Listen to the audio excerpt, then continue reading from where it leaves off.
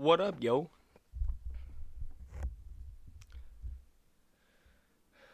Let me just open the stream manager on my phone.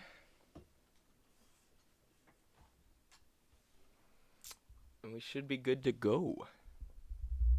Ready to roll. Alright. I've been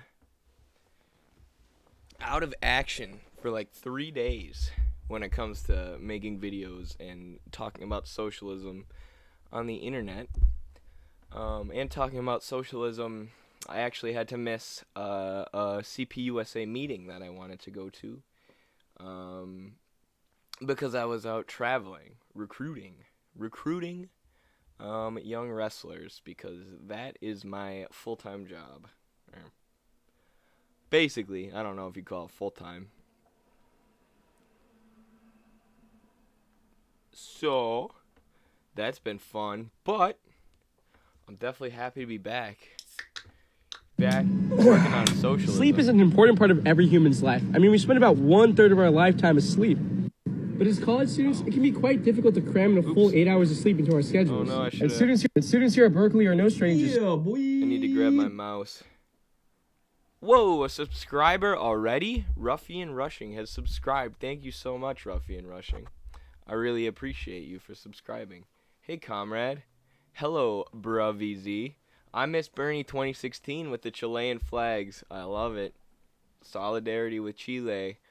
Solidarity with Chile. Faux show. That's actually why I was opening TikTok earlier. I just made a TikTok about Chile. And not to toot my own horn, but I thought it was pretty good. So, perfect cringe react if you want to watch. Okay, we'll open that for later. As a real estate guy. Oh, it's a Jubilee video? Okay, those are pretty funny. I've seen those. Okay, we will watch that later probably. But first, let's talk about Chile. Eric the Bread is here. Hello. Ruffian Rushing, you can send those pictures of my face now.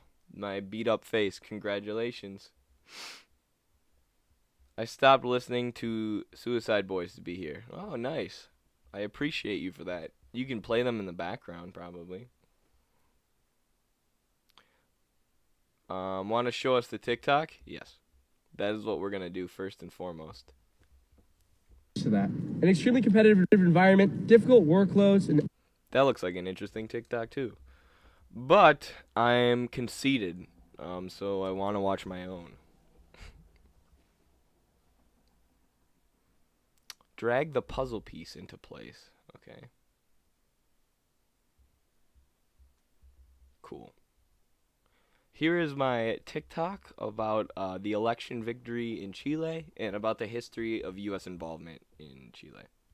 The people of Chile have elected progressive socialist candidate Gabriel Boric, and I hope I'm pronouncing his name right because this is an incredible victory for the Chilean people. In the 1970s, Chile elected a socialist president in Salvador Allende, who was quickly overthrown by a US-backed coup. Taking power in place of Allende was the brutal dictator Augusto Pinochet, who would go on to murder and torture thousands of Chilean socialists with techniques he was trained in by the CIA and with the backing of powerful Western countries, including the UK, under the leadership of Margaret Thatcher. Alongside this brutal state repression, Chile got economic advice from Milton Friedman, basically turning it into a laboratory for neoliberalism, or trickle-down economics. Social programs were cut and publicly owned companies were sold off to wealthy capitalists and Western corporations, which brought those corporations tremendous wealth but increased unemployment, homelessness, malnutrition, food prices increased greatly, school milk programs were eliminated. Pretty much everything got worse for the masses of Chilean society while getting better for the richest. But in 2019, the Chilean people took to the streets to demonstrate against neoliberalism. In 2020, they voted to abolish the constitution that was put in place by Pinochet. And now in 2021, they've elected a socialist leader who said if Chile was the cradle of neoliberalism, it will also be its grave. Shout out to all the organizers and people on the ground, including the Communist Party of Chile, who made this victory possible. It's time for an end to neoliberalism and U.S. imperialism in Chile and all of Latin America. The people of Chile have elected... Boom. Absolutely. So, big victory, especially given the history of Chile. Chile being, of course, one of the places um, with the most U.S. involvement, with the U.S.-backed coup, Did progressive socialist candidate Gabriel which put Augusto Pinochet in power. Of course, one of the most brutal dictators that the U.S. ever installed. And yeah, it's important to understand that Latin America and Africa largely have had neoliberalism and capitalism even imposed on them. Right, it largely hasn't been a choice. It hasn't been, a natural form of development. Right, imperialism and colonialism have imposed unregulated capitalism. Capitalism with no social programs, with no labor regulations, on these countries, and done everything they could for years and years and years to maintain that, to maintain a neoliberal economic structure. And there's constantly been a struggle against that, and this is a continuation of it. And everyone acts, like socialism is dictatorial or authoritarian, right? But when you look at things like Operation Condor, where the U.S. did all these coups, like in Argentina, where they put this right-wing military junta in place, or in Chile, where they put Augusto Pinochet in place, they had the CIA train these leaderships in techniques of torture, right? In techniques of targeting socialists to be tortured and killed, and gave them financial backing and armed them. And launched what's known as Operation Condor all across the southern cone of Latin America. Bolivia was affected, Chile, Argentina, as we just mentioned. And socialists were basically killed and tortured just for being socialists, including the infamous event in Chile where around 10,000 Chilean leftists who supported Allende were rounded up after Allende took power and were killed in Chile's national soccer stadium. So people love to talk about how communist regimes have been dictatorial and have been authoritarian, when in reality capitalism has maintained itself, especially in Latin America and Africa, with mass murder and targeted torture for the purpose of torturing those who would struggle against capitalism, and who would struggle for the working class and for their benefit. And this is how this structure has been maintained, and how capitalism and neoliberalism have been imposed on Latin America and Africa for years. And now you have, the Chilean people demonstrating in mass in the streets against neoliberalism and against austerity in 2019, as social programs were being cut further in the face of the pandemic, in order to maintain corporate profits, very similar to what we've seen in the neoliberal United States. And then in 2020, they voted and had mass organization to dismantle the Constitution that was put in place under Pinochet. The Constitution that was put in place under the right-wing U.S.-backed dictator who was getting economic advice from Milton Friedman and was getting torture advice from the CIA. And now in 2021, late 2021, they've elected a socialist progressive candidate who said, if Chile was the cradle of neoliberalism, it will also be its grave. Because Chile has often been described as the laboratory, of neoliberalism. Because you had Milton Friedman, as well as the Chicago Boys, all these right-wing, trickle-down neoliberal economists. Yeah, boy. Ooh, thank you for the resubscription, Socialist YNWA. I really, really appreciate that. So you had the Chicago Boys and Milton Friedman, all these. Boy. Ooh, thank you for following Verby10. All these other right-wing economists. Who basically got to do whatever they wanted with Chile's economic system. So they sold off all the publicly owned companies. Yeah, boy. They cut all the social programs, including, infamously cutting the school milk program, which is why people call Margaret Thatcher. Or did she cut school milk programs in the UK too? She might have, but she also, was buddy-buddy with Pinochet, who cut them in Chile, and some people call Margaret Thatcher, like, the milk snatcher. She cut them in the UK, too, yeah, so that's why people call her the milk snatcher, or whatever, but she also, was buddy-buddy. She would have tea parties and stuff with Pinochet.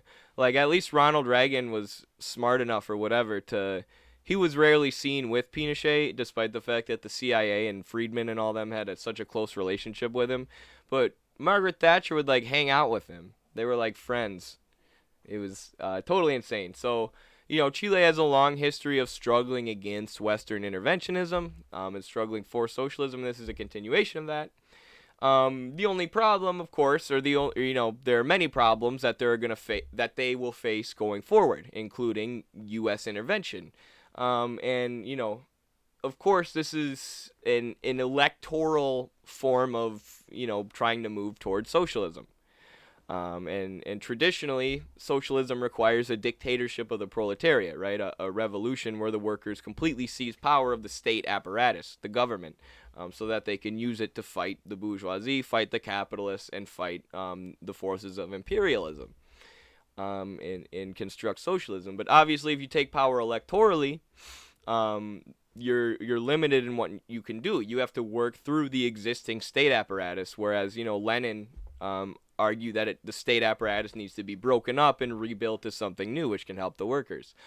So, you know, that can be done to various extents, you know, after taking power electorally, but it all depends on the amount of economic organizing you have on the ground, you know, on the amount of political power that workers command because of their level of organization, you know, the level of grassroots organization, and, you know, They could go in a similar direction of Bolivia. Bolivia has probably been the best example of a success story of these sort of electoral forms of socialism. You know, you could throw Venezuela in there as well, but really the more of these sort of left-wing socialist candidates there are across Latin America, the more the whole continent can work together against U.S. imperialism and work against Western imperialism. You know, so there have been various sort of I guess you would call this the return of the pink tide. You know, in the late 90s and early 2000s, there was a pink tide in Latin America, meaning like not a red tide, not a bunch of communist movements, but a lot of socialist electoral movements, you know, who took power. And then there was a backslide, you know, and neoliberalism started to regain a foothold in around 2015 to 2019. And now, you know, from 2019 to 2021, we've seen a resurgence of the pink tide, a resurgence of socialist leaders, and a resurgence of organizing on the ground, and organizing of workers, and struggles against imperialism with varied levels of success, you know, and with various efforts by the U.S. to dismantle these experiments. So yeah, we'll see what happens, but as always, you know, solidarity with the organizers and with the socialists and with the workers, with the people on the ground in Chile. So yeah, love it. She took me mom's milk. Dang it, Margaret Thatcher. We have heavy U.S. intervention in the UK, but nobody wants to talk about it. That's actually true. I agree with you, socialist YNWA. And, you know, even France and Germany have recently started saying, you know, we don't want to be the U.S.'s lapdog.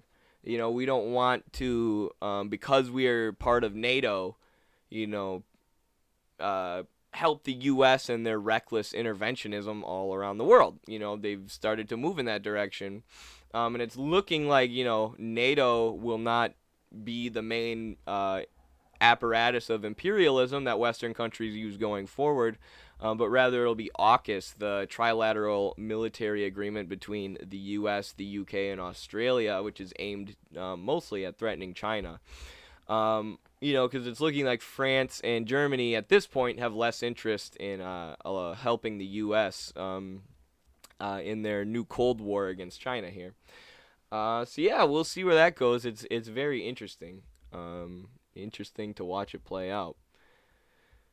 Got a really awesome video from the 2019 protest to show. I hope we see this in the U.S. someday. All right, let's check this out. This looks great.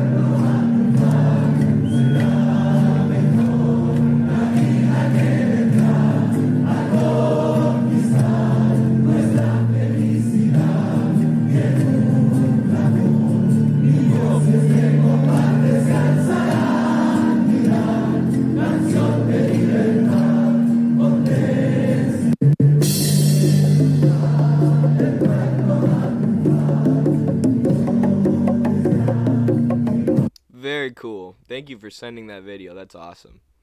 And you see the amount of people who are there, you know, and that's what I'm talking about when I talk about the mass organization on the ground and how that is the most important thing, right? The organization of the people. Leadership is important, but it's, you know, leadership is nothing and it's worthless without organization on the ground. Organization on the ground is what socialism and class struggle are built around. It is essential to it. It is, you know, the core of socialism and communism is organization among the proletariat and among the people and struggle against capital. So, you know, people ask, you know, aren't you guys at Midwestern Marxist Leninists? Or Eddie, aren't you a Marxist Leninist? You know, and Lenin says that the state apparatus needs to be, destroyed, shattered is the word he uses, and rebuilt as an apparatus to help workers. And don't you think a revolution needs to happen, you know, a real revolution in which workers seize full power of the state? And it's like, one, Marxism can be adapted, right? So if these countries show that they are able to construct socialism without, you know, doing these steps laid out by Lenin, which were laid out for the Soviet Union in 1917, you know, then that means these are, you know, these things that these Latin American countries are doing electorally work. You know, that means that they can be a path to constructing socialism. But then the main reason I support them is because of the level of organization on the ground. Like you saw in that video, the mass amount of people coming together to fight against, you know, the Pinochet Constitution and imperialism and neoliberalism and all these things. You know, and that's why I support, you know, these socialist countries like Nicaragua, like Venezuela, like and you know, all the new ones that we hopefully see moving towards socialism now. Like Honduras had a recent socialist progressive election victory, and now we have Chile. Because I support these people in their struggle for socialism, right? I support the organization and the struggle of the people on the ground, even if it isn't exactly step by step the process that Lenin laid out, like I said.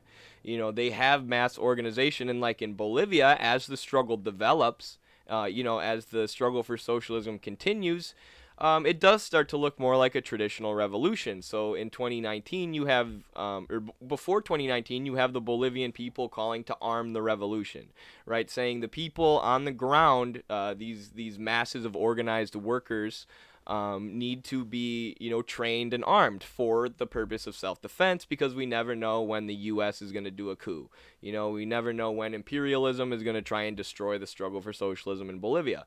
What happened in 2019? A horrific CIA-backed coup. Now, the organization on the ground was strong enough that the country, you know, had a mass strike, massive efforts and demonstrations against the violent right-wing government put in place by the U.S., who violently suppressed the organized workers who did need to defend themselves from that. And then eventually, you know, Luis Arce, the economic advisor of Evo Morales, the president who the U.S. took out, won election and was put back in power, even though there was mass suppression by the right-wing U.S.-backed government on the day of the elections. You know, they were attacking people going to the polls. They were attacking supporters of the movement for socialism.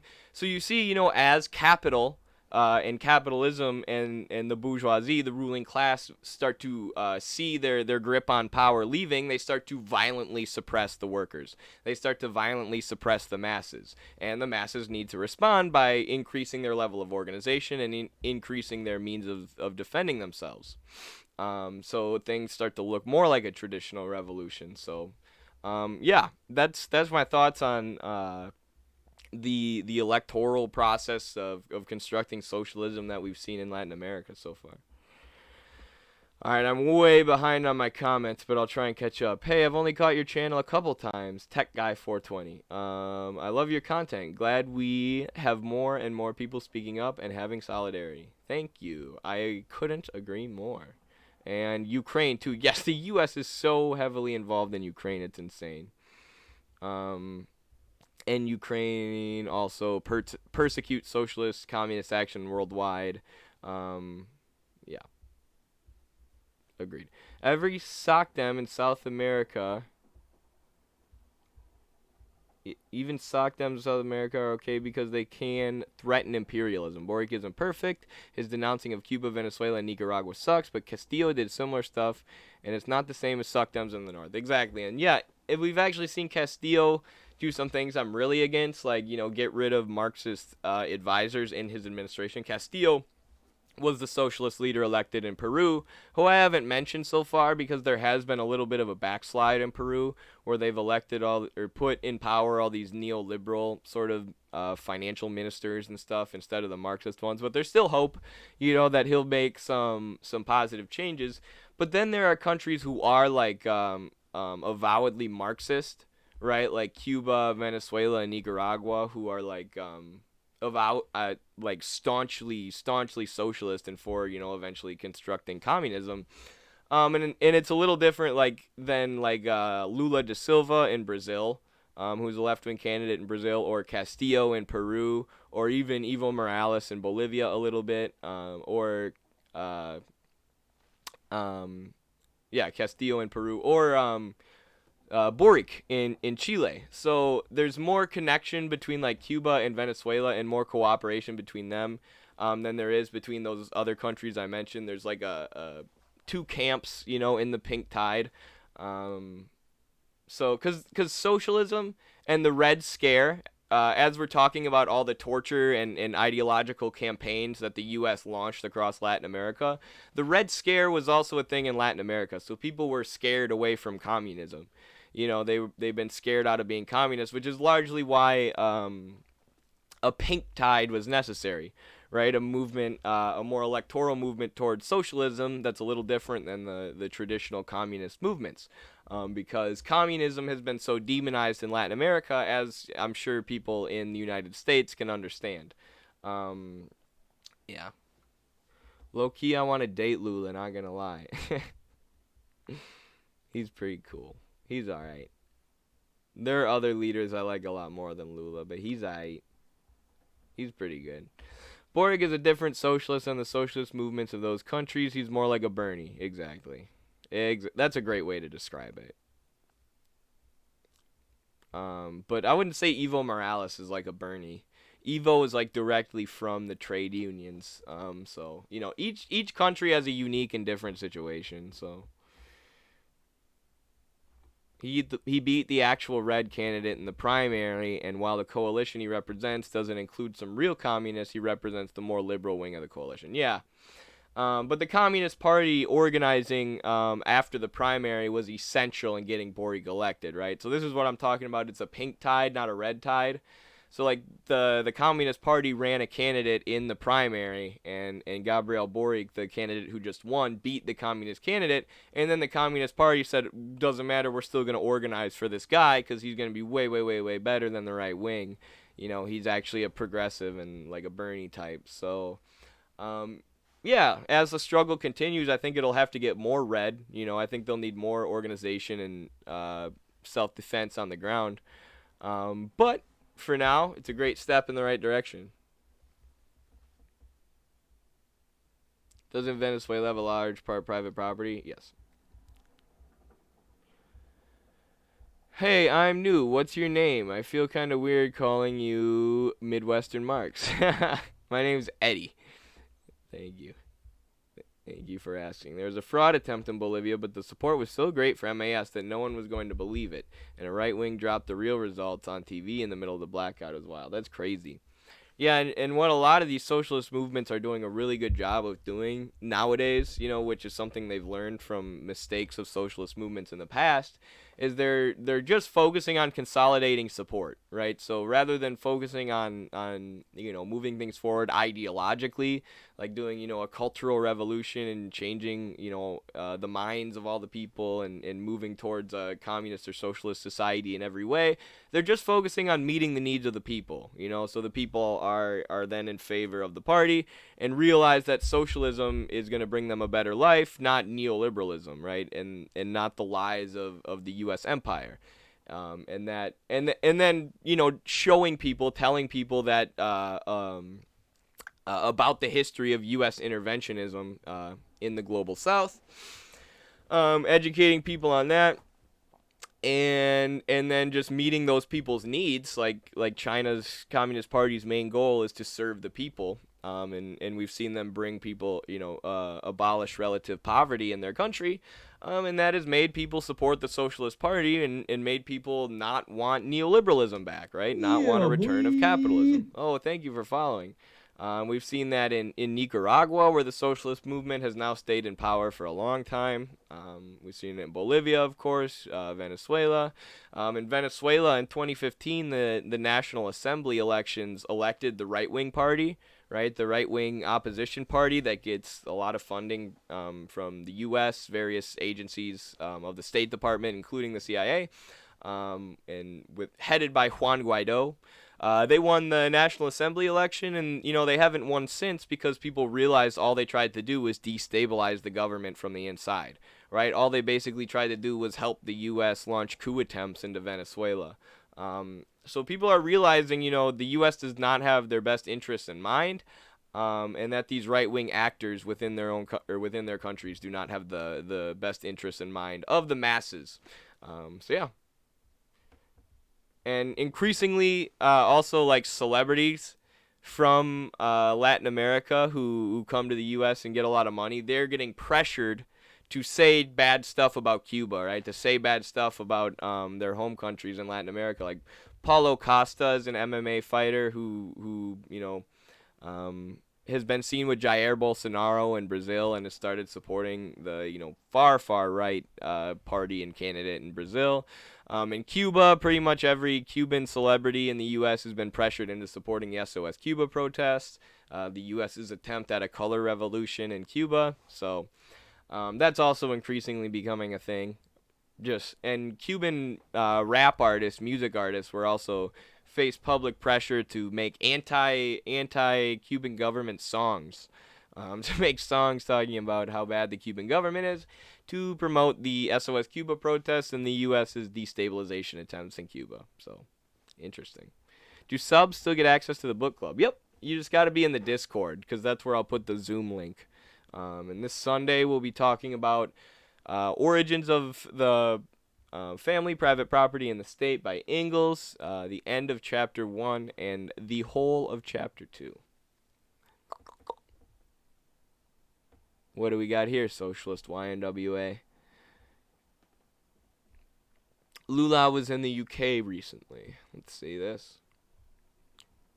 Lula sends his support and thanks his good friend in England. Very cool.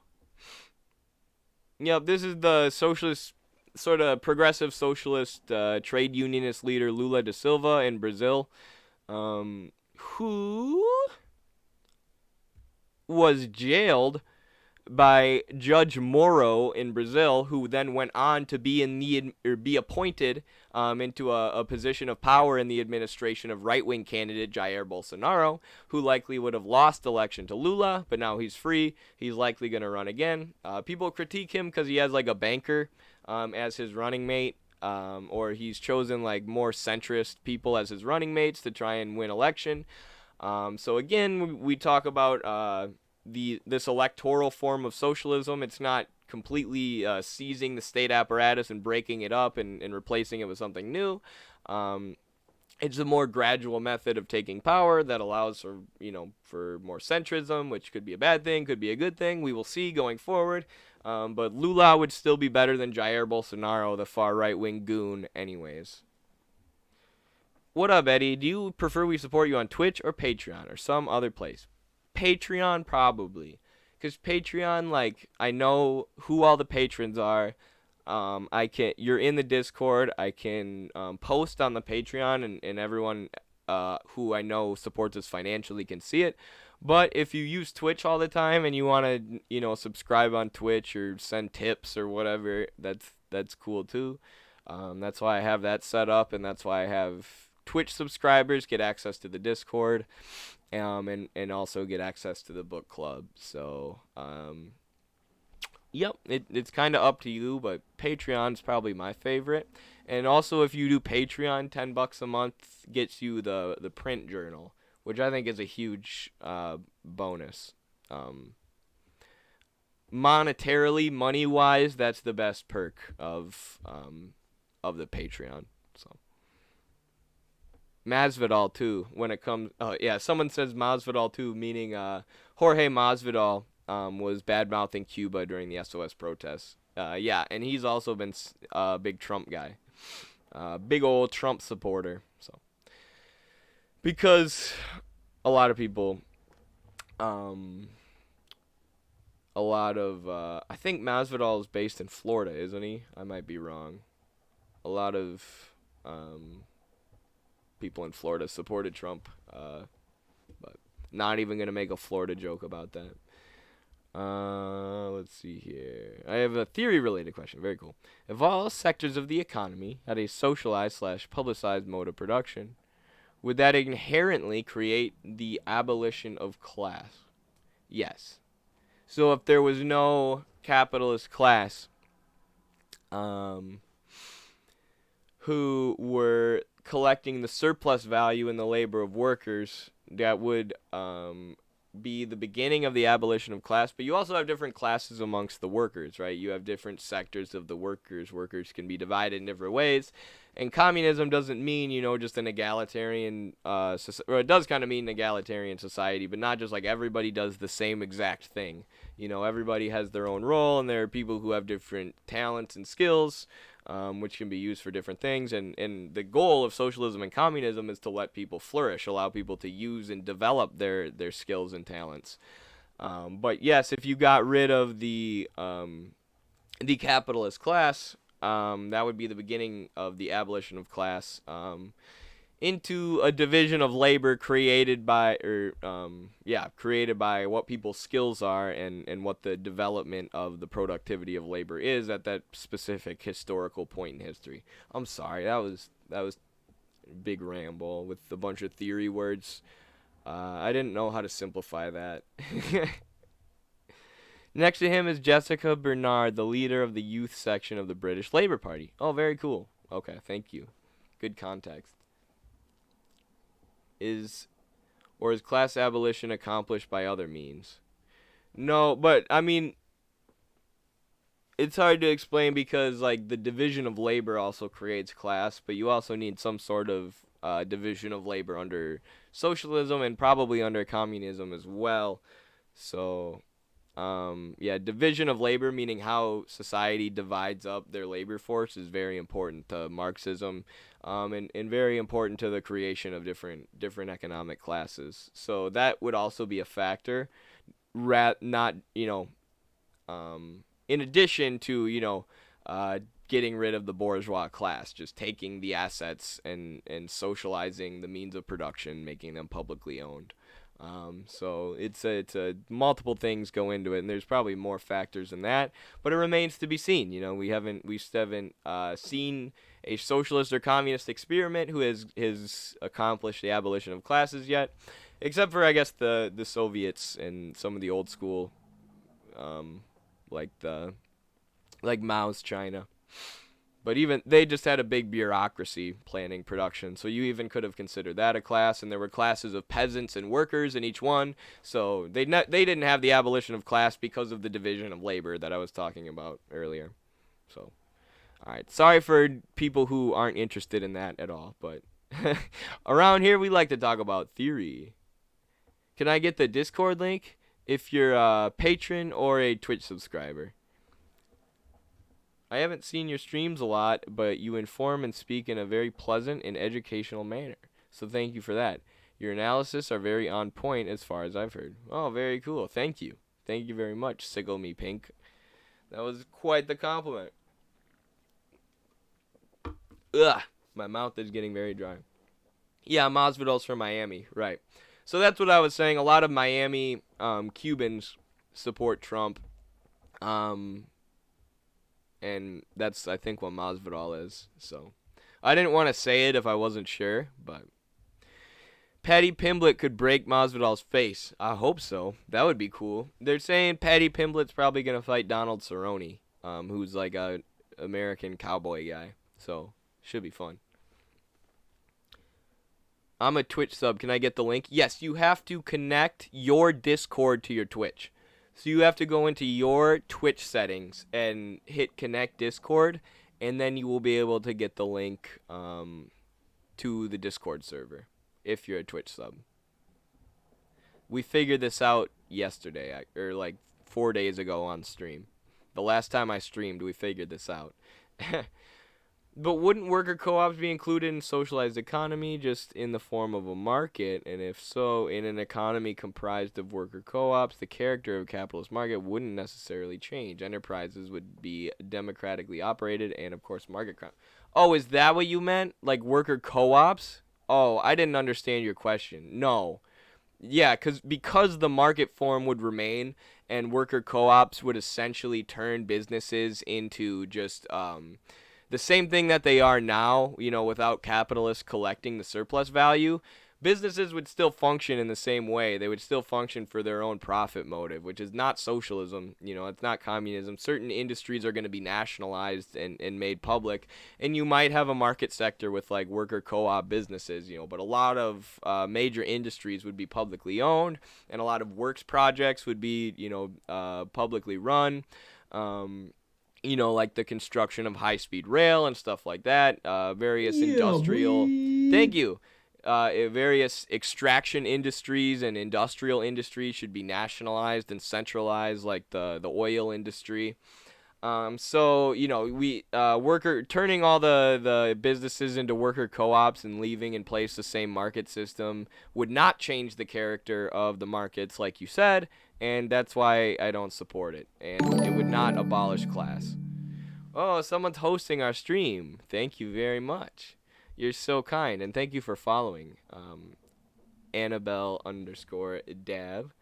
Sorry for the drawn-out theory, Ha. Just curious to hear your thoughts. No, of course. I love it.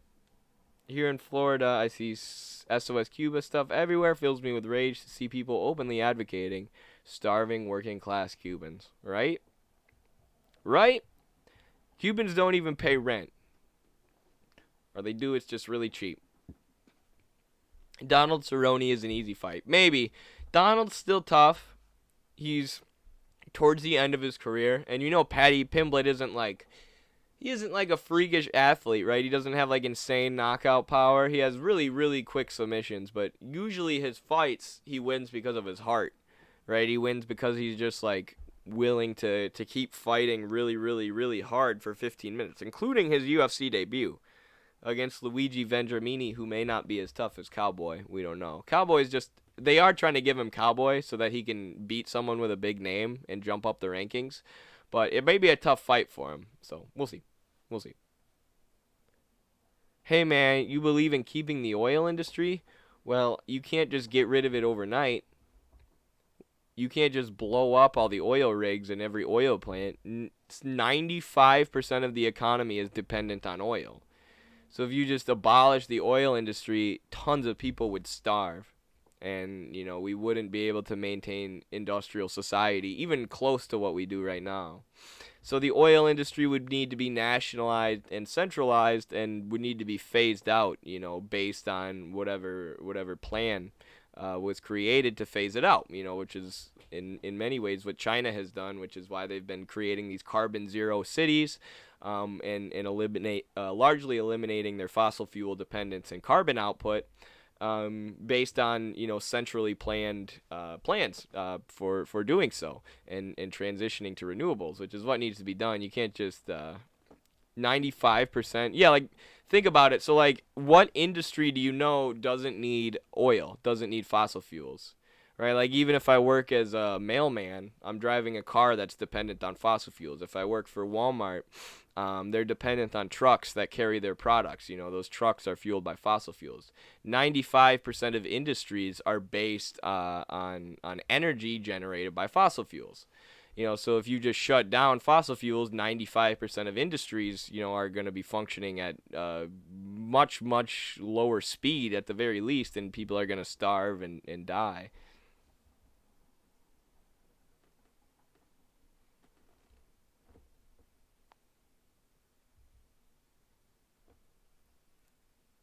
Okay, yes, I agree. The reason I asked these questions is because earlier I asked the rate of profit. Oh, I like them. On TikTok, if the basic criteria of socialism were A, socialist mode of production, 2, some degree of centralized economy, he said that assertion was reductive because the most important criteria of socialism is the abolition of class.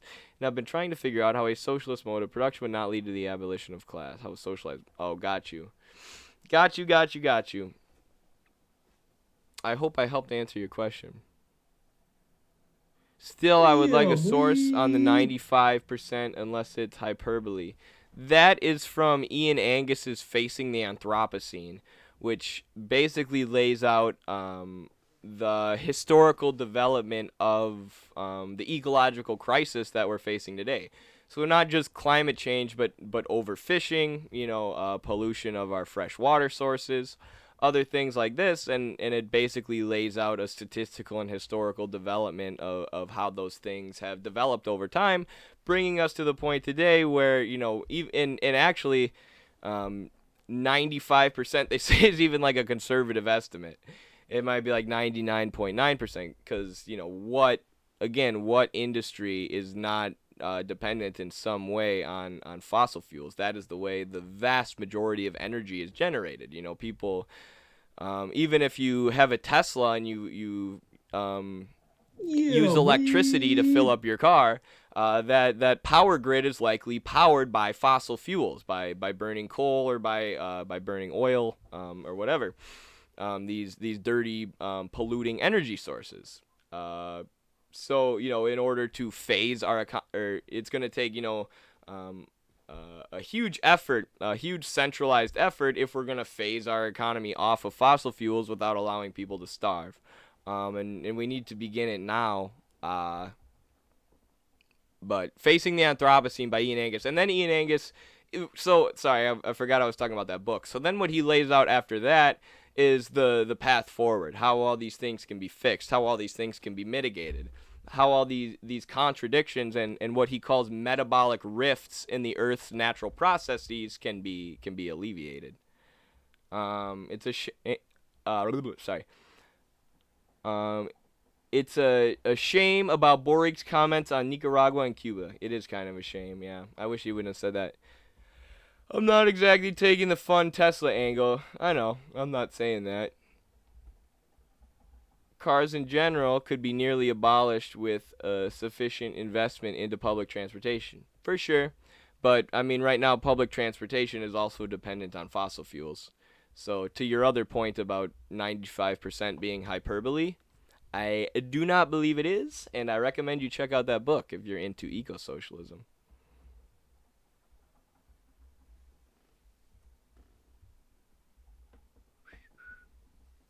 Anyone got any videos we should react to? What did Boric say? He just said that, like we were talking about earlier, like we are not, the same as Cuba and Venezuela, and he might have even condemned them as like dictatorships. Let's see.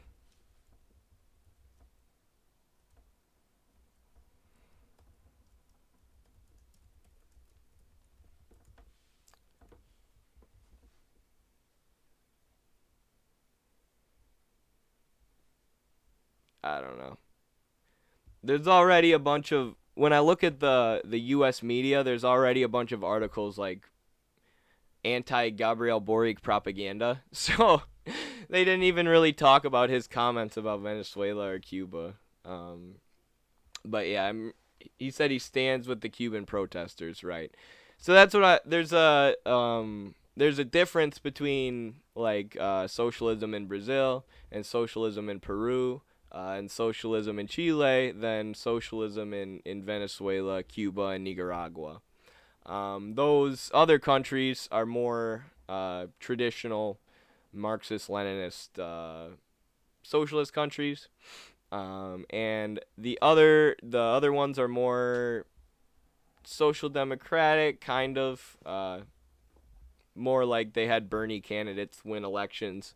They're in the lower stages of struggle, is how I would describe it. So, because of all the anti-communist propaganda that the U.S. has injected into Latin America for the last 70 to 100 years. I honestly don't blame Boric in the end. I hope he isn't killed. Yeah, I mean, you have to do what you have to do to win, I guess. So he said Nicaragua needs democracy, not fraudulent elections, nor persecution of opponents. Yeah, and that kind of rhetoric is pretty hurtful too, right? Because people who are on the fence about countries like Nicaragua, and countries like Venezuela, and Cuba, they look at those comments by, another socialist in the region, and they're like, oh, it must be true. These countries must be horrendous dictatorships who haven't done anything for their people, even though they increased literacy by 70% and massively decreased malnutrition, setting up grocery stores and workers' councils for their communities and in places who need it the most, and building schools. That's what dictators do. You could watch the Jubilee video I sent. Oh, that's right. I forgot that. This is very long. I think you might like the first 30 minutes to 45 minutes. Okay, I'll check that out. Is this... Let's watch this Jubilee video. It's pretty long. No, that's not what I want. Let's see. Guy, I can make millions of dollars and use the exact same tax loopholes that a Donald Trump would use and pay effectively no tax. And does that make me a bad guy, or did I just study the tax code? It makes me a bad guy, yeah. Is the economy rigged? Middle ground. I don't think I'm going to like this, folks. Because in order to have a middle ground, you need a dude like me. Or like one of y'all in the chat. You need like a hardcore Marxist-Leninist who deeply studied the works of Marx and the theory of scientific socialism to educate all these randos. But instead, what do they have? They have rich people arguing with poor people. Oh, so this is based on their material conditions. Okay, I may have spoke too soon. Maybe the producers of Jubilee are educated Marxist-Leninists, have deeply studied scientific socialism, and so they know that people are a product of their material conditions, in that the ideas that we have are largely conditioned and shaped by the material realities which we find ourselves in, which are products of historical development. So now they have people who represent the rich in our modern society, and those who have lived in a poor environment, and now they're going to have them debate. Let's get to it. Step forward if you agree. Being poor is a choice.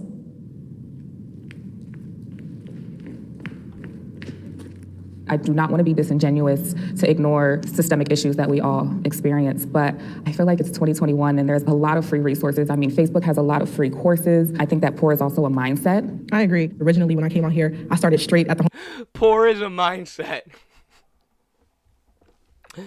How many people starve to death per year? Around 9 million people die of hunger and hunger-related diseases, a 2017 estimate showed. So why didn't they just change their mindset? They didn't hustle hard enough. They didn't grind hard enough. If the person in your village who has to walk 10 miles to get clean water every day dies, you just got to change your mindset. You got to say, I'm going to do my job, which the community is dependent on, and I'm also going to walk 10 miles to get clean water, right? And people who aren't willing to grind like that and sacrifice, they're just going to be stuck being poor, right? Or look at Iraq. Why didn't you just stop the U.S. from invading you, bombing your country to a pre-industrial state, and killing millions of civilians? Those civilians should have grinded harder. That's why they're stuck in poverty. This person gets it.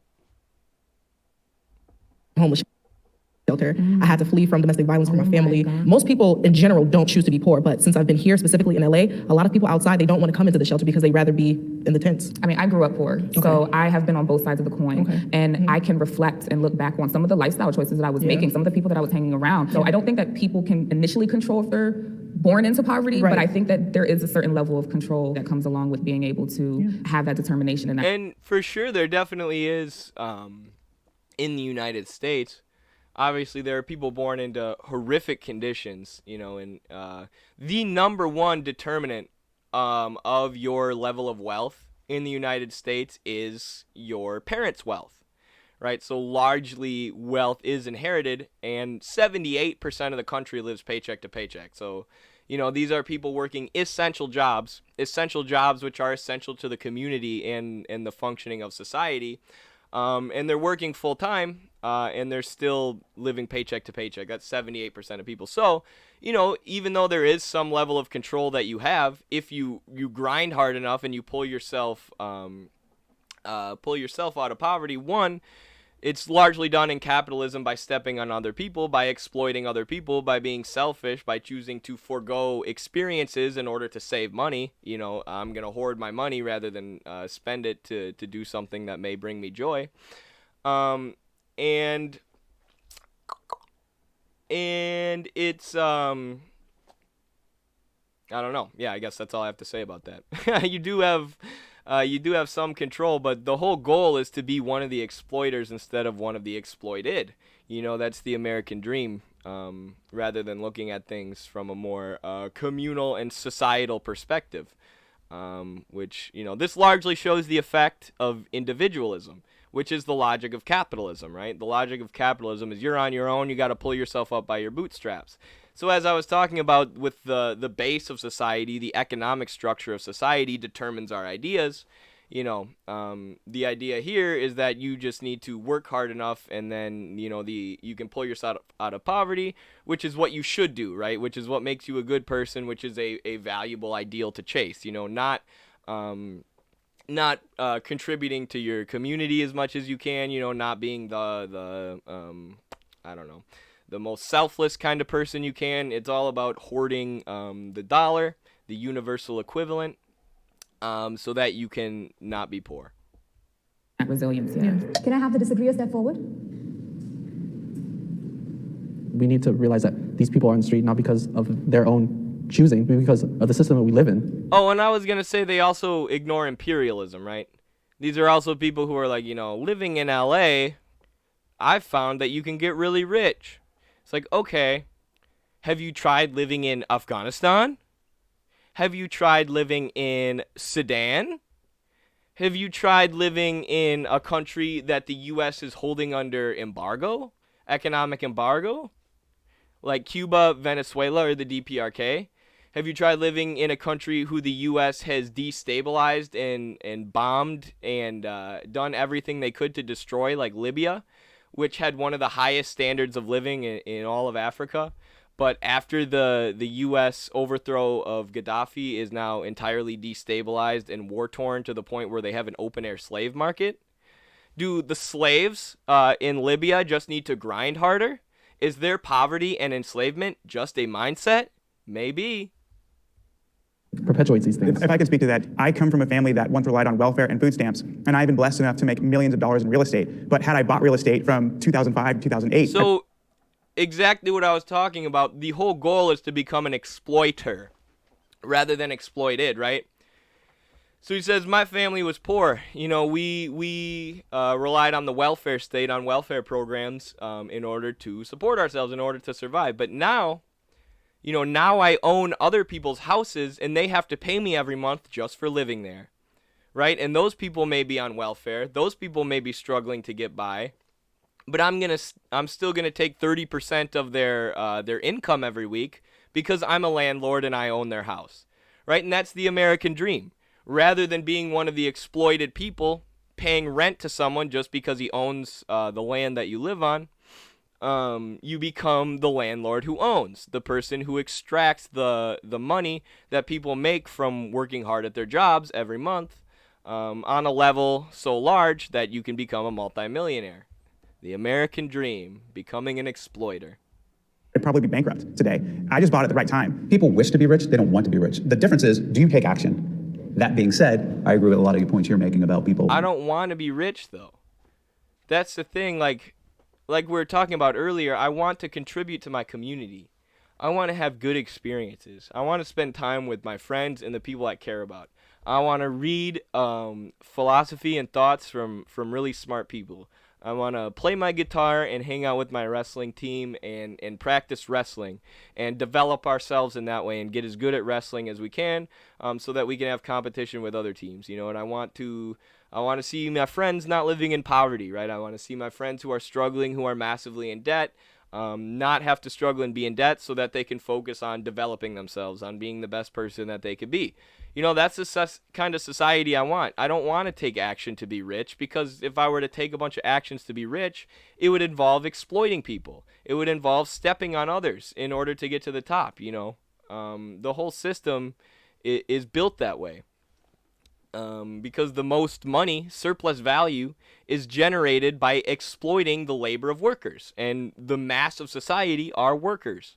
So, you know, I have no desire to be the kind of person who lives in abundant wealth, by knowing that I'm exploiting the hard work of the rest of my society.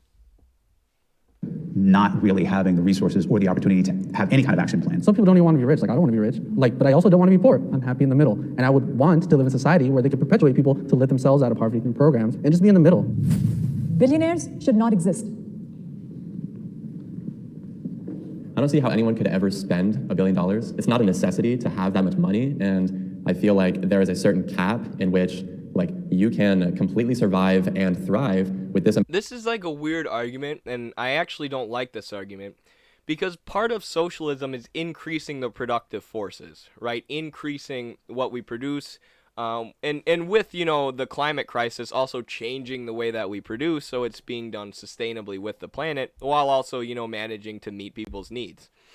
So, you know, there's not necessarily a cap on how far human society can go, right? How far human society can advance, because once we have socialism, you know, and we take the $700 billion that we're spending on the military budget, you know, and we use that to fund NASA, if we use that to fund scientific progress and space exploration, you know, there's no limit to the kind of amazing society that human beings are capable of creating, that human beings using their labor and labor power and our minds, in conjunction with our labor power, are capable of creating. You know, there's no cap, really. And I get what they're saying, you know, there should be a cap on the individual wealth of it, you know, there should be a cap on the wealth of individuals. Which, you know, I don't think the cap on billionaires, you know, I don't think we should just cap the wealth that they can make. I think billionaires are people who game the stock market. Billionaires are worthless, you know, they contribute nothing to society, they contribute no labor. All they do is manage their own stock portfolios in order to maintain their wealth, and, you know, they expand their empires by buying up other businesses and expanding their operations elsewhere, and it's all for their own benefit. It's all to bring them more profit, all to bring them more surplus value. So, you know, enterprises, businesses, production should be managed in a way so that it's beneficial for all of us, not just so that it creates surplus value for a handful of billionaires who could give a shit about, you know, if their production is destroying the planet, you know, or if their production and labor standards are harmful to others. Amount of money, and then if you surpass that, you're just hoarding. And then we've seen what people with billions of dollars are doing with their money. They're going to space for fun. Like, Right. Clearly, if we tax those people properly, they get their wealth and distribute it to people who need it, that'd be a much better use than going to space for fun. Yeah, they're arguing for taxes, and of course, like, I would argue that production needs to be organized in a completely different way. Capitalist production is inherently antagonistic, so that when you go to work every day, your labor is being exploited. Materially exploited. Someone is taking the surplus value that is created by your labor. So you go to work every single day and you make someone richer and richer and richer and richer and richer, and they're getting rich by stealing the value of your labor. So we don't need to tax those people more. You know, we need to change the way that production is organized. You know, maybe that means taxing people more at first, you know, in the transition to socialism, but eventually, you know, production needs to be organized in a completely different way that's not inherently antagonistic. Personally, I don't think there's an issue with billionaires existing. The issue for me is that they need to be held accountable the same way poor people do. And I'm talking about the justice system. When you look at a lot of billionaires who have gotten that way because of the Facts. That was a good point. She brought up the justice system. So, of course there's two justice systems for the rich and the poor, right? 91% of cases don't even see trial, by the way. But, when wealthy people are put on trial, they can buy the best lawyers. They can buy the best lawyers possible. They can buy the best legal advice possible. You rarely see rich people locked up for very long periods of time, despite the fact that Wall Street crimes are rampant and they affect more people than petty crimes, which people are thrown in jail for. So there's absolutely two justice systems for the rich and the poor, and if you deny that, you're insane. So I appreciate that person bringing that up. Incredible amount of value they've given to society. I won't even talk about a huge, crazy billionaire. I'll talk about Jay-Z, who's a billionaire. He made amazing music. That's how he became a billionaire. And so I don't think it's the government's job to interject and say, okay, you have too much, we need to give it away. I mean, it would also never happen in any other arena. No one's gonna go, hey, Simone Biles, you have too many gold medals. Jay-Z became a producer of others. So Jay-Z was a musical artist, but he made it by becoming a capitalist, right? He used all the money he made from being a worker in the music industry to then being a producer. And he still does a lot of work, but I'm sure he has tons of passive income because he owns stock in like record companies, or he might even own his own record company. I'm not sure exactly how it works, but he became a capitalist, right? He used his finances that he got from being a worker, which technically I guess rap artists are exploited workers, and there's all sorts of problems with that in the music industry. They'll change your art and make it so it sells a lot, try and maximize the amount of money that they can make off your art. To being one of the exploiters, to being one of the owners of these music producing companies who exploit their workers. We're going to take them from you, and we're going to give them to the other people who weren't as talented as you. I completely agree. I completely disagree. I feel like that is the government's job. And Jay-Z, like you said, Jay-Z made his money from music. That's his labor. He's a musician. He's selling his talent. But then when he invested in the alcohol, then he's using other people who are harvesting the wheat, the agave. They're breaking their back. They're using their labor. So do you think that he should invest in those people? He said what I said. Good job, Jay-Z became a capitalist. He said exactly what I said. Should they just say, the hell with your dreams, I'm not going to invest in you? And this is capitalist realism, right? Oh, so he shouldn't have invested in those people? So he shouldn't have given those people jobs? No, those people should have had jobs regardless of what Jay-Z chose to do. They should have had their job, their employment, their livelihood shouldn't be dependent on the goodwill of Jay-Z. You should all thank Jay-Z for your manual labor jobs where you harvest agave. And capitalist mindset, neoliberal mindset at its worst. This man accidentally doing a Marxism. He was accidentally doing a Marxism. Eddie literally stated my argument, LMAO. Haha. Sorry, I didn't mean to do that. I never wanted to be rich. I wanted to live without my body being used for profit. Right? Chai Fidelity. We should stream sometime, definitely. Can people co-stream on Twitch? I have no clue how this works. Yeah, you can, I think. As far as I know, you can.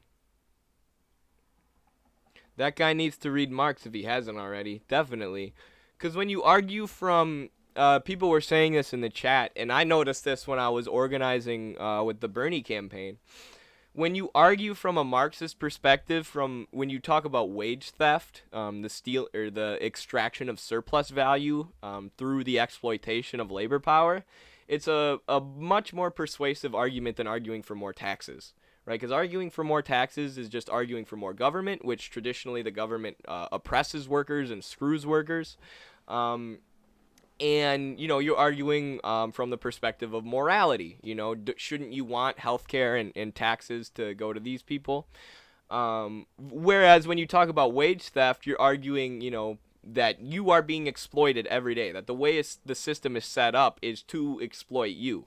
Right, and your wage labor is creating tons and tons of value, which is then being stolen from you by these corporations who then use your money to lobby the government to do endless wars and to cut social programs and all around help corporations while screwing over the mass of society. And that antagonistic relationship needs to be crushed in order to, move out of capitalism and create a society where people aren't having their labor value stolen and that isn't, based on endless warfare and profiteering. It's just a much more persuasive argument that arguing, by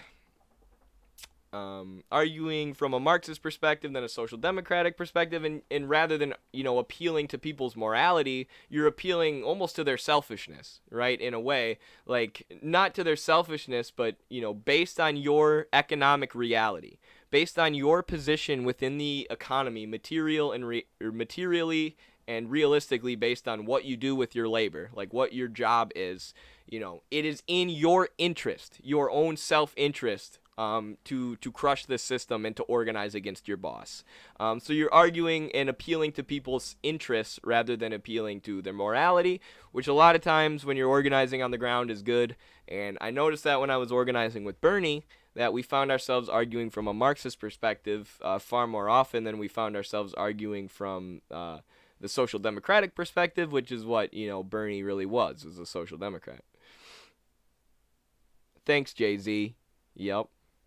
True, although Marx and Engels did argue for a progressive capital gains income tax. They said that is the best way to fix inequality under the bourgeois state and not income inequality. True, and we talked about that earlier. Any transition to socialism would largely probably, or would definitely involve, taxation of corporations and certain billionaires and whatever else in order to fund social programs. And, our buddy Chai Fidelity is going to love this. You see that in China, where actually recently they've greatly increased taxes and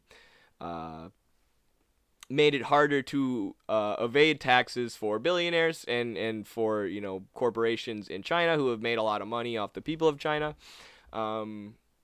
So yeah, they have like a very complex tax code that's involved in their current system, which of course we say is a socialist system, transitioning out of capitalism into communism eventually.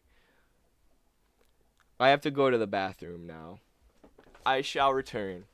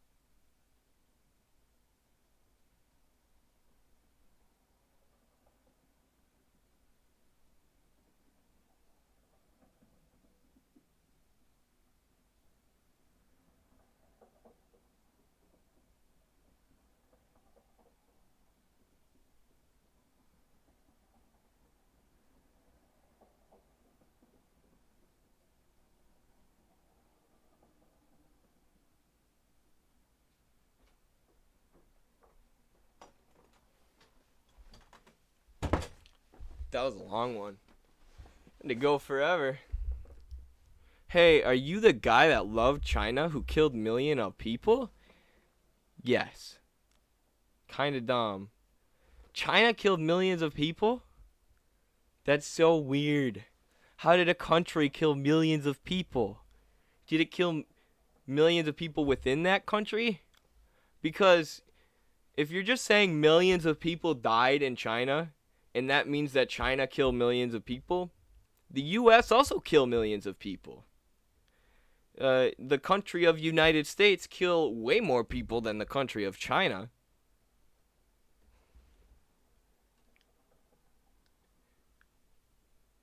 We should support countries based on how many people they kill.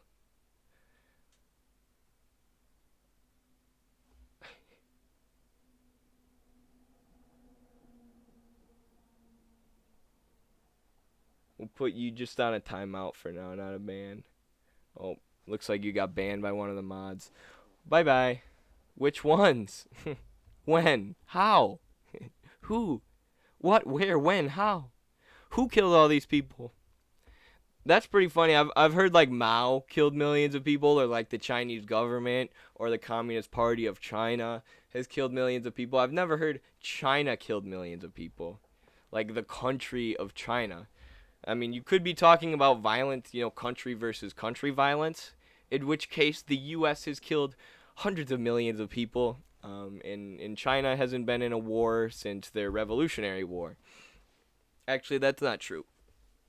They sent support to Korea in the Korean War, and Vietnam in the Vietnamese War, and stuff like that.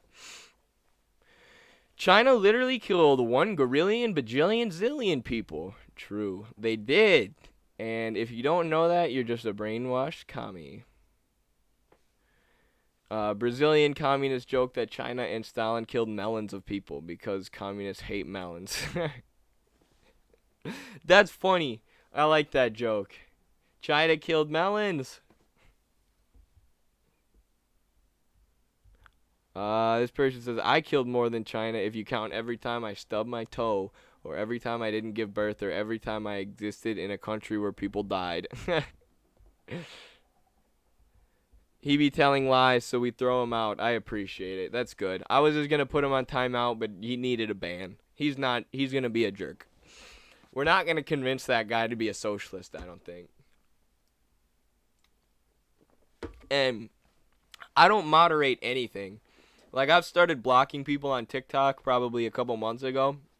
But, like, obviously I can't block every single troll or every single person who hates me.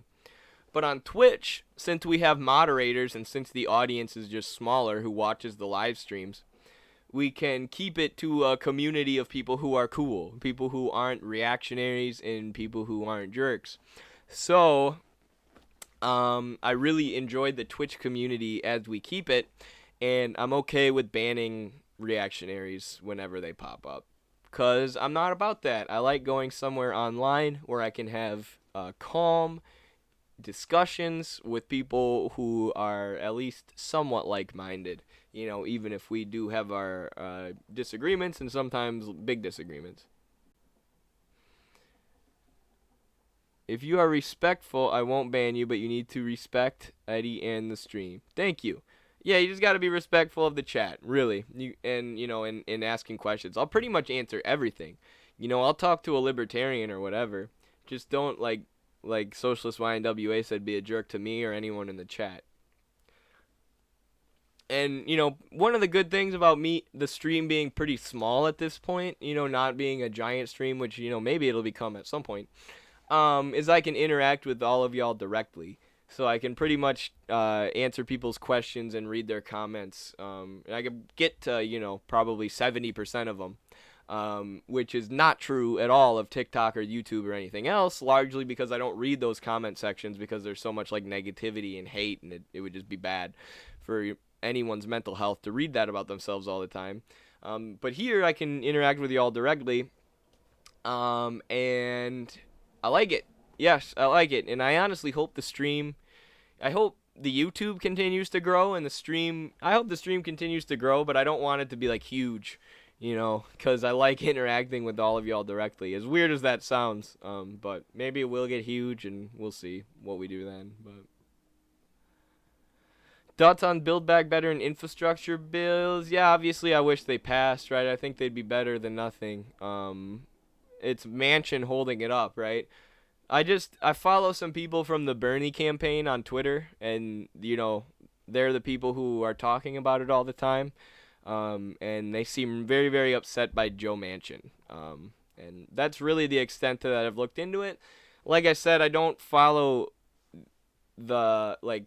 everything that happens in Washington and everything that happens with Congress and the American political system super closely. Maybe I should, but usually nothing happens, right? Usually it's something like this where everybody's talking about this bill. Everybody either hates it or loves it, and then the bill, goes to the House, and then, it gets held up or it gets dismantled by Republicans and corporatists. And then, you know, maybe the bill passes and it changes something minuscule, but probably not. And, you know, it's just people spend so much energy, you know, focusing on these things that happen in Congress, when I think our energy could be better used organizing at the grassroots level, organizing on the ground and organizing our communities and workplaces.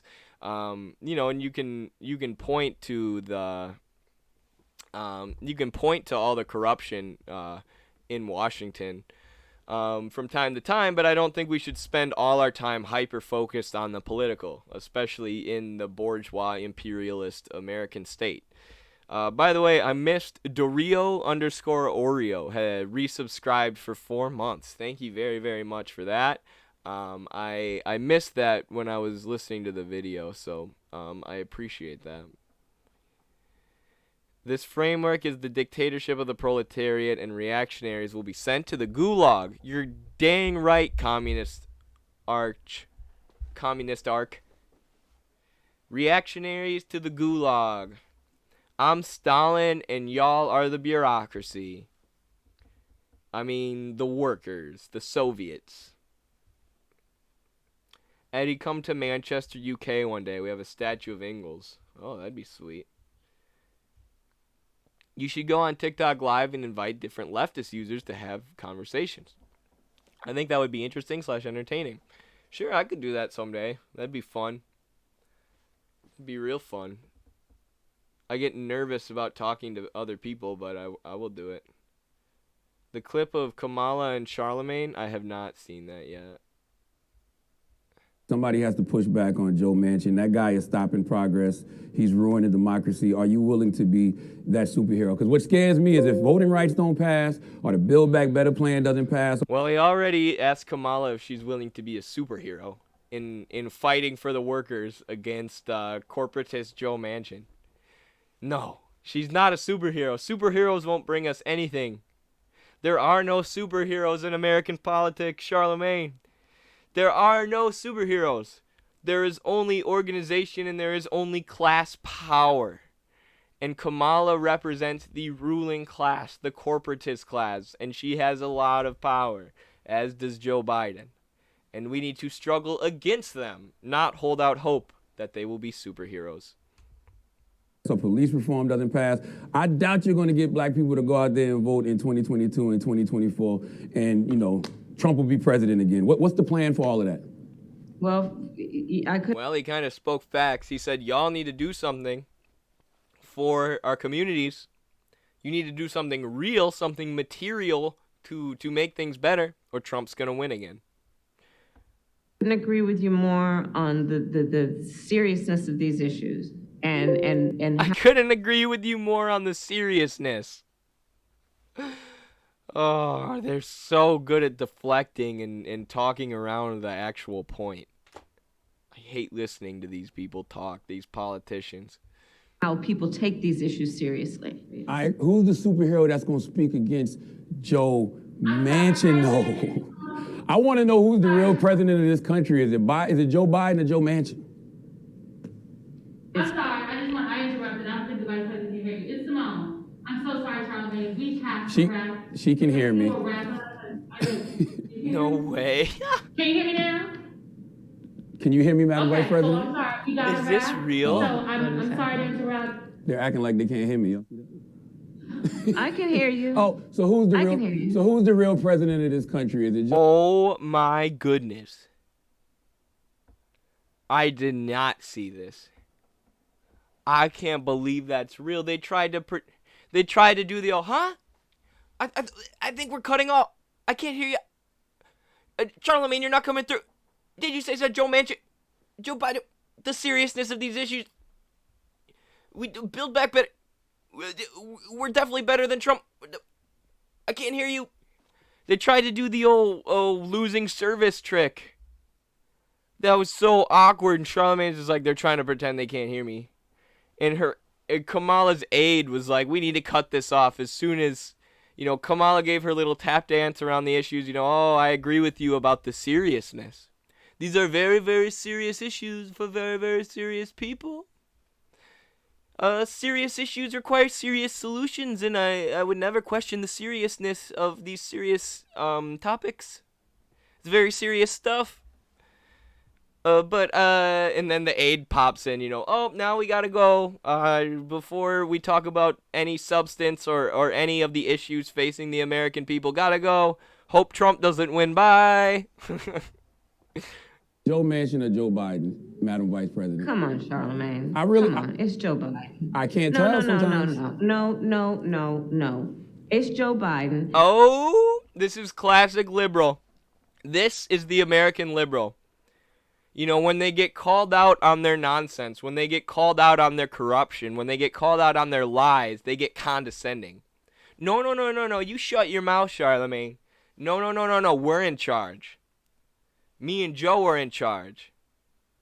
You shut it. Because in reality, they're on the same side as Joe Manchin, right? They'd love to pretend and place the blame on Joe Manchin or whatever, but really, they're all corporatists. They serve the same ruling class that Joe Manchin serves. And they have the same aversion that Joe Manchin does to doing anything that helps regular people materially. And don't start talking like a Republican about asking whether or not he... Oh, yes. Step 2 in the playbook of the American liberal. Tell everybody who criticizes me that they support Trump. Everybody who criticizes me as a Republican, everybody who called us out on lying about the infrastructure bill and about lying about canceling student loan debt and lying about doing all these things differently than Trump. Everyone who calls us out is helping Trump, and they're a Republican, and they're a far right winger. That is the playbook of American liberals right there. Deflect, be condescending, and then tell your enemies that they're helping Trump. Tell all of your critics, even if they're to the left of you, even if they're trying to help improve regular people's lives materially, that they're worse than Trump. As you continue to aid the corporate war machine that is the U.S. ruling class and political system. President. Do you think Joe Manchin is a problem? It's Joe Biden, and I'm vice president, and my name is Kamala Harris. All right.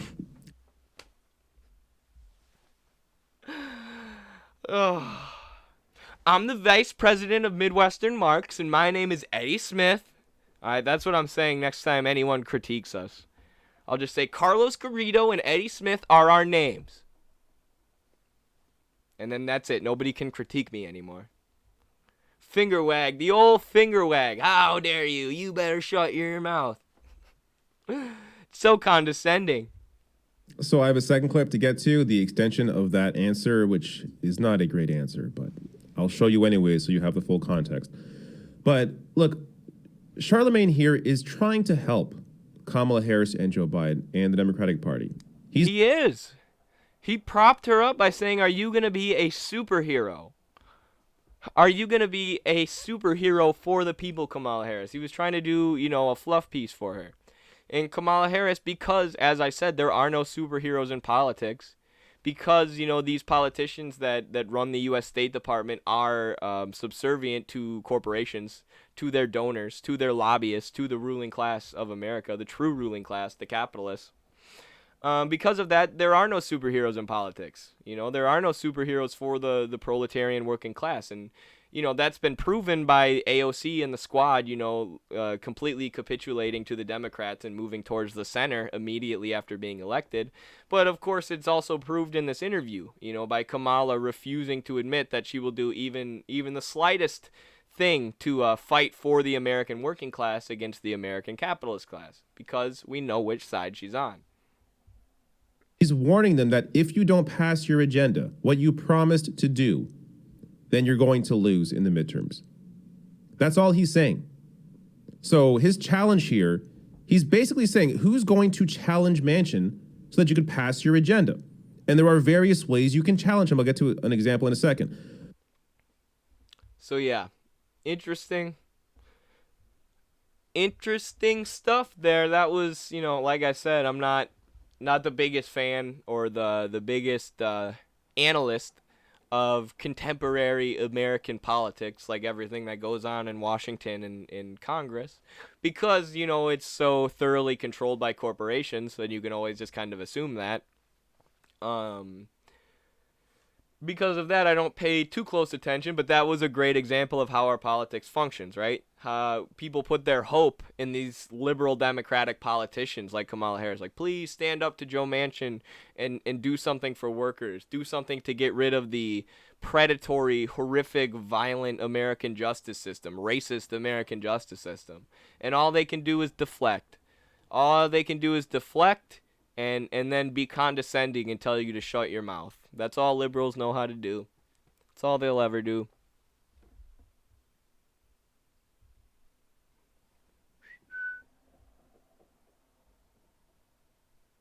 Eddie, you have a blue hat on. Uh-oh, does that mean I'm supporting the Democratic Party? No! I promise I don't. What do you think about Chile? I just arrived. I will upload this stream later to YouTube and to Twitch, and you can watch it, but we talked about Chile for like an hour. So I'm probably not going to go into it again right now. Why does Kamala look like she's about to have a meltdown every time she's outside of a scripted situation? Yeah, it's almost like she knows she's full of crap. What's up? I'm in my roommate's room streaming right now. He just walked in. Let me text him.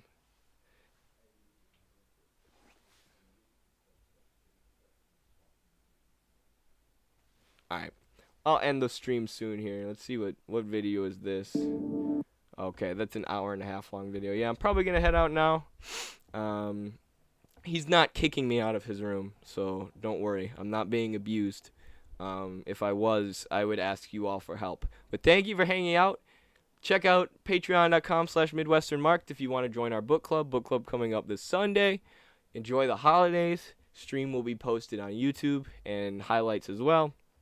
That's all I got. Thanks, everyone.